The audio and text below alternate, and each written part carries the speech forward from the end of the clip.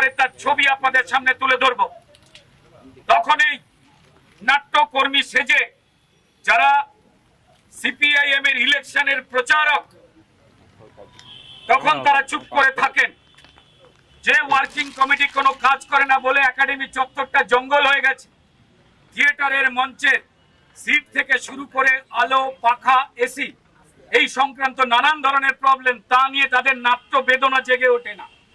যখন সিটু এখানে লাল ঝান্ডা বিছিয়ে দেয়, 4টে করে রুম দখল করে অবৈধভাবে, তখন এই ওয়ার্কিং কমিটি যা বামপন্থী অনুশাসিত তারা ঘুমোয় এবং তখন তাদের নাট্যপ্রেম জেগে ওঠে না। যারা এই চত্বরের পুরনো মানুষ তারা খুব ভালো করে জানেন যে এই গেটের মুখে দুটো যে কাউন্টার, এই কাউন্টারের রং গেরুয়া ছিল এবং চকলেট বর্ডার ছিল। এক্ষুনি ভালো করে ছবি বার করে দেখিয়ে দিচ্ছি, আপনারা চোখের সামনে আপনাদের কাছে স্পষ্ট হয়ে যাবে টিকিট কাউন্টার এবং কি রঙের ছিল। ভালো করে দেখে নিন কি রঙের ছিল টিকিট কাউন্টার গুলো।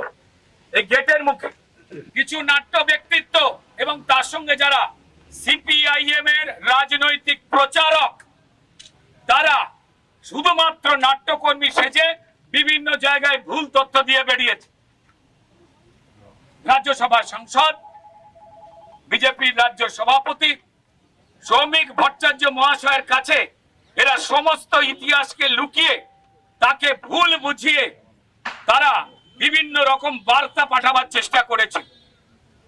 তো ফলত যখন তারা দেখেছে যে কৃতকার্য হয়নি, এত বড় আস্পর্ধা, যারা পশ্চিমবঙ্গটাকে 34 বছর নিজেদের মালিকানায় রেখেছে, এরা তারা যারা জেহাদি শক্তিকে প্রশ্রয় দিয়ে তাসলিমা নাসরিনকে তাড়িয়েছে, এরা তারা যারা গেরুয়া রঙের ত্যাগের প্রতীকের চিরকাল বিরোধী, তারা গেরুয়া রংকে দেখে জ্বলে পড়ে উঠেছে।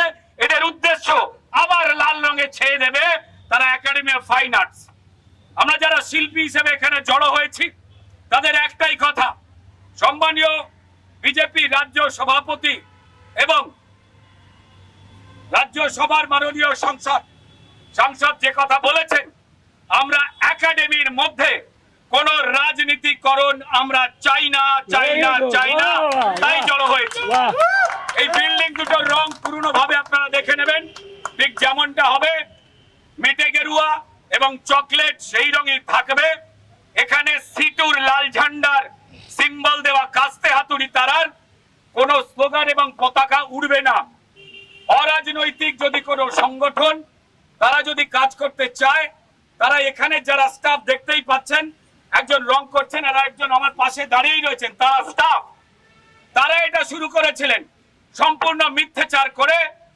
এই হারমাদ বাহিনী কালকে এসে তাণ্ডব করেছে, যা মেনে নেওয়া যায় না। তো তাই আমরা প্রতিবাদ করছি। আমরা পরিষ্কার বলতে চাই যে একাডেমি অফ ফাইন আর্টস